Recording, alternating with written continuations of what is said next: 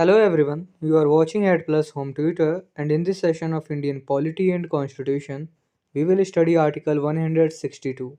तो शुरू करते हैं बिना किसी देरी के।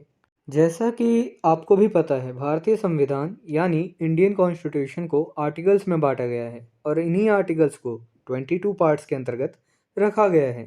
इसी 22 पार्ट्स में से 6th पार्ट में द स्टेट्स के बारे में बताया गया है, जिसके अंतर्गत आर्टिकल 152 से लेकर आर्टिकल 237 तक के सारे आर्टिकल्स आते हैं। यहाँ हम बस आर्टिकल 162 पर चर्चा करेंगे। आर्टिकल 162 पार्ट 6 के चैप्टर 2 के अंतर्गत आता है। चैप्टर 2 बेसिकली द एग्जीक्यूटिव से रिलेटेड है।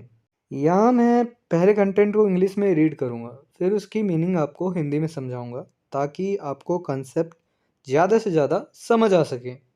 Article 162 talk about extent of executive power of state. Article 162 में स्टेट यानी राज्य के एग्जीक्यूटिव पावर के विस्तार पर चर्चा की गई है। अब देखिए, कोई भी स्टेट है, उसका एग्जीक्यूटिव पावर कहाँ तक होगा, किस एरिया तक होगा, किन किन मामलों में होगा, इस बात पर चर्चा आर्टिकल 162 में की गई है, क्योंकि बाकी भी राज्य हैं, उनके भी कुछ अधिकार हैं, केंद्र के भी कुछ अधिकार हैं। तो इस दरमियान जो है पर्टिकुलर स्टेट का क्या अधिकार होगा, किन मामलों पर अधिकार होगा, किन मामलों में कानून बनाने का अधिकार होगा, इस पर चर्चा आर्टिकल 162 में की गई है।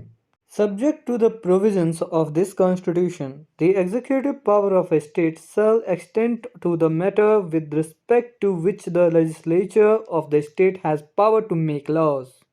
इस संविधान के प्रावधानों के अधीन यानी प्रोविजंस के अधीन किसी राज्य के एग्जीक्यूटिव पावर उन मामलों तक विस्तारित होंगे जिनके संबंध में राज्य के लेजिस्लेचर यानी विधानमंडल के पास कानून बनाने का पावर है। देखिए, पहले यहाँ समझने वाली बात यह है कि लेजिस्लेचर या विधानमंडल क्या होता है। अब जैसे केंद्र में पार्लियामेंट होता है, पार्लियामेंट में 2 सदन होते हैं, एक लोकसभा एक राज्यसभा। उसी तरीके से राज्य में लेजिस्लेचर होता है। लेजिस्लेचर में क्या होता है, देखिए, एक तो लेजिस्लेटिव काउंसिल होता है, दूसरा होता है लेजिस्लेटिव असेंबली, और उसे हिंदी में कहें तो विधानमंडल कहते हैं लेजिस्लेचर को, और हिंदी में इसके अंदर आता है विधान परिषद और विधानसभा। तो ये है लेजिस्लेचर बेसिकली। तो इस संविधान में मान लीजिए कोई भी मामला है, तो उसका एग्जीक्यूटिव पावर राज्य के पास कहाँ तक होगा। अब मान लीजिए जिस एरिया तक राज्य कानून बना सकता है, उसी एरिया तक उसका एग्जीक्यूटिव पावर भी होगा।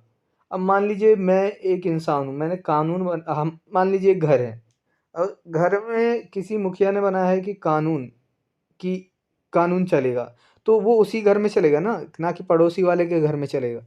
इसी तरीके से जिस राज्य में कानून बनाया गया है, बना सकते हैं, उसी राज्य में उस कानून को एग्जीक्यूट करने की पावर जो है राज्य के पास होगी। तो कुल मिलाकर यह कहा गया है, provided that in any matter with respect to which the legislature of a state and parliament have the power to make laws, the executive power of the state shall be subject to and limited by the executive power expressly conferred by this constitution or by any law made by parliament upon the union or authorities thereof. देखिए, पिछली slide में हमने जो भी पढ़ा, उसमें किसी भी मामले में जिसके संबंध में किसी राज्य के लेजिस्लेचर और पार्लियामेंट के पास कानून बनाने का पावर है, वहाँ राज्य के एग्जीक्यूटिव पावर कॉन्स्टिट्यूशन द्वारा या पार्लियामेंट द्वारा बनाए गए किसी कानून द्वारा यूनियन या उसके अथॉरिटीज़ को स्पष्ट रूप से प्रदान किए गए एग्जीक्यूटिव पावर के अधीन और लिमिटेड होंगी। मुझे पता है आपको इसमें समझ में नहीं आया होगा, तो मैं इसे आसान शब्दों में बता दूं। देखिए, हमारे पास 3 लिस्ट होते हैं, स्टेट के काम करने के लिए और यूनियन के काम करने के लिए कि कानून बनाने के लिए। तो 3 लिस्ट क्या होते हैं, एक तो होता है स्टेट लिस्ट, दूसरा होता है यूनियन लिस्ट, तीसरा होता है कॉन्करेंट लिस्ट। तो स्टेट लिस्ट में जो है हमारा स्टेट की मतलब एग्जीक्यूटिव पावर होता है, स्टेट काम करता है। और यूनियन लिस्ट में क्या होता है कि यूनियन के पास अधिकार होता है, और कॉन्करेंट लिस्ट में स्टेट के पास भी कानून बनाने का अधिकार है और यूनियन के पास भी है। तो वो कौन से मामले हैं, अब इसमें बात की गई है। मान लीजिए कोई कॉन्करेंट लिस्ट में कोई बात आई, ठीक है। अब कॉन्करेंट लिस्ट में कोई बात आई तो वहाँ जो है हमेशा डोमिनेट करेगा यूनियन। डोमिनेट के मतलब कोई मामला समझ में नहीं आ रहा कि किसको दें, किसको पावर है कानून बनाने का, तो वहाँ पे यूनियन को पावर दे दी जाएगी कि यूनियन सर्वोपरि है, उनको पावर दे दी जाए कानून बनाने की और एग्जीक्यूटिव पावर उन्हें दे दिया जाएगा।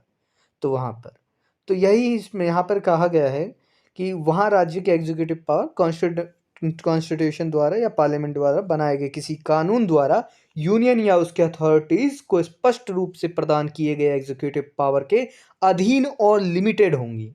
तो इसे आसान शब्दों में मैंने आपको बता दिया कि पावर तो होगा कॉन्करेंट लिस्ट में, लेकिन लिमिटेड होगा, डोमिनेट किया जाएगा। अगर बात की जाए किसकी बात रखी जाए तो वहाँ पे यूनियन की बात रखी जाएगी। तो यहाँ पर यह कहा गया है।